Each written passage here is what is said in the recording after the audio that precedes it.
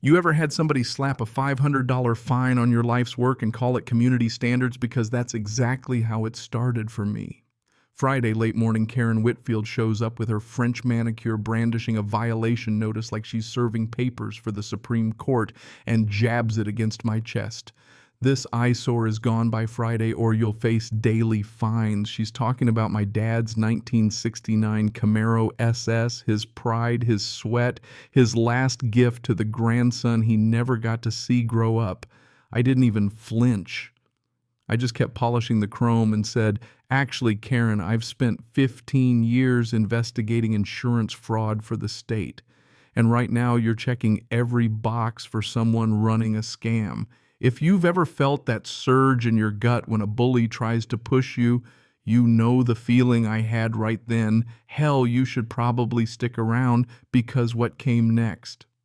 Let's just say Karen picked the wrong guy to threaten." I'm Mike Chin. I used to track down people who thought they were too clever for the system, crooks, scammers, the whole lot. I can read a person like a bad poker hand.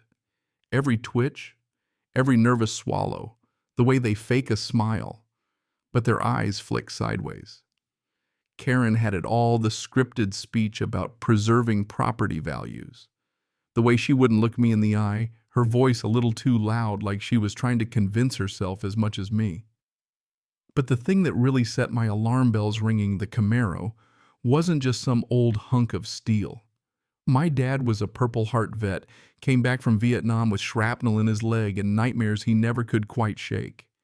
When the VA told him 6 months left, he poured every ounce he had left into restoring that car for my boy Tommy. Tommy was 8 when my dad passed, but that Chevy became a bridge between them. Every bolt, every story about American muscle, every lesson in build something with your own hands, and nobody can take that away from you. But Karen, she didn't see any of that. She just saw an old car, and let's be honest, a last name that didn't fit her picture of a perfect neighborhood.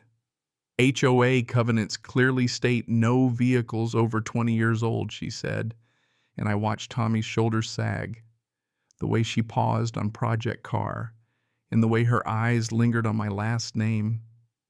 Yeah, I've been married 23 years, long enough to recognize a dog whistle when I hear one. This wasn't about a car. It was about who belonged and who didn't. I set down my cloth, looked her dead in the eye, and said, "Funny thing, that restriction. It was added just 6 months ago. Care to explain the timing?" Tommy perked up at that. "He knows my watch me dismantle your lie voice. See, bullies like Karen, they thrive on people being too tired, too outmatched, too scared to push back. But I'm built for pushback."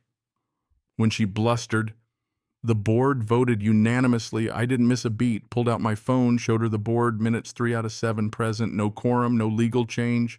She backed off, retreated to her BMW, tossing Friday deadline stands over her shoulder like a grenade. Tommy looked up at me, and I saw the same look he had in 6th grade when some kids tried to take his lunch. "Dad, are we really going to lose Grandpa's car?" I put my arm around him, told him his old man hadn't spent 15 years taking down fraudsters just to roll over for a wannabe dictator with a clipboard. But I couldn't shake the sense that Karen was running a pattern. In my old job, you learn there's always a pattern. I started digging. First stop was Maria Rodriguez, 3 blocks down. She opened the door, saw the HOA clipboard, and nearly closed it in my face until I said Karen's name. "That woman destroyed our lives," she said, voice tight. Her husband, Carlos, a plumber, had kept his work truck in the drive for years, no trouble until Karen showed up with new rules and daily fines. They had to sell fast lost $15,000 in equity just to escape her. And that was just the start. The Patels forced to remove a family garden statue after 12 years, the day after their grandson's graduation party, got a little too loud. The legal fees at our age we cannot afford. Mrs. Patel said her garden so American bland now. It was the same MO every time. Find what matters most to you. Use HOA rules as a weapon, pressure you to leave. The Johnsons, a young couple, Karen targeted their motorcycle right after learning Sarah worked nights at the hospital. Claimed disturbing the peace, but the real reason, she didn't like their profession, or maybe just didn't like them.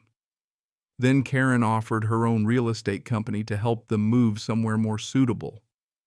The nerve. I started seeing the bigger picture. 7 families in 3 years, all forced out, all replaced by exactly the kind of neighbors Karen liked to see at the summer barbecue. And everyone she ignored Anglo-name's traditional picket fence just like her. It wasn't random. It was a playbook. And now it was my turn in her crosshairs. Standing by the community mailboxes, I realized what Karen was really up to, using the HOA not just to enforce some vision of suburban order, but to line her own pockets, clean up the demographics, and play queen of the castle. My phone buzzed, Tommy texting from school, "Dad, can we really keep the car?" I thought about my father's Camaro gleaming in the sun, and about all the families forced out by Karen's schemes. That was the moment I decided this wasn't just about me. It was about all of us. That evening, I found Janet Morrison, retired English teacher board member, never one for drama, sitting alone on a park bench, clutching a folder like it might catch fire. When she finally spoke, her hands shook. Not everyone on the board agrees with what's been happening. Turns out she'd been quietly taking notes, voting records, weird rule changes, who got targeted, who got protected. "But I'm just a retired teacher, Mike," she whispered, tears threatening. "I don't even understand half the legalese." I told her, "Sometimes the right documentation in the right hands is all you need." We made a pact that night, her evidence, my skills. Karen's days were numbered. The next morning, I'm under the Camaro's hood when a tow truck backs into my driveway, Karen strutting behind, phone out, playing hall monitor. "Emergency removal of a community safety hazard," she declares. The driver looks nervous. "Ma'am said she had paperwork." I smiled, cool as ever. "This is private property. Touch the car and you're complicit in theft." Karen tried to bluff, but the driver wanted no part of it. He left, and Karen's mask slipped. "People like you," she hissed, "always ruin it for everyone else." There it was. Her racism finally bubbling to the surface. Good thing my phone was already recording. What followed: petty harassment, measuring the grass, photographing trash cans, walking my property with a clipboard, trying to catch me out on any technicality. Tommy called her the crazy lady with a tape measure. Lisa, my wife, just shook her head. "You're planning something," she said, and I nodded. "I'm going to destroy her." I met Dave Martinez, my old partner from the fraud division, over coffee. When I mentioned Willowbrook Estates, he nearly choked. "Your HOA's been filing a lot of insurance claims, storm damage, vandalism, all through the same contractors." Turns out Karen was running a shell game, fake damage, inflated repair bills, kickbacks through her property management company. Dave had tracked $247,000 in bogus claims. The contractors all linked back to Karen.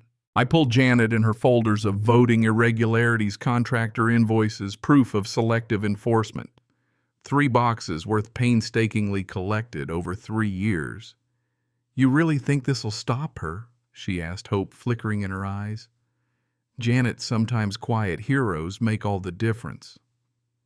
I spent the weekend cross-referencing records, building a case that would make a prosecutor drool. Monday came and I staged the perfect trap. A special HOA board meeting, community vehicle policies on the agenda, local news, and the state insurance fraud division in the back row. Karen strutted in, 2 loyalists flanking her, and immediately tried to shut down discussion. But I stood up, folders in hand, voice steady. "Karen, let's talk about the $247,000 in insurance claims you filed like this. $35,000 gazebo repair during a week with no storms through a contractor who shares your business address." The room erupted. Then one by one, the families Karen targeted told their stories. Dave Martinez flashed his badge. "We're opening a formal investigation into insurance fraud and civil rights violations." Karen cracked right there in front of everyone, started ranting about people who don't appreciate what we've built here, said the quiet part out loud on live TV.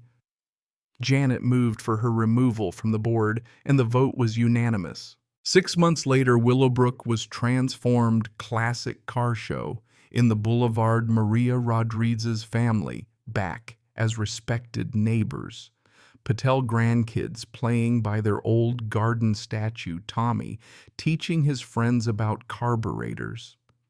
Janet got elected HOA president, ran on transparency and fairness, turned the welcome committee into a real thing. Dave told me our case exposed Karen's wider network, recovered millions for other communities. Tommy brought his buddies over, asked me to tell them the story. My dad's a detective, he said, eyes shining. Standing by my father's Camaro, I realized we hadn't just saved a car, we'd saved our community from a bully hiding behind the rules. And if you ever wonder whether one determined person can make a difference, well, just look at Willowbrook now. So if you've got a story of standing up to an HOA or fighting for what's right, share it below. Let's talk about what justice really looks like, because sometimes all it takes is refusing to back down.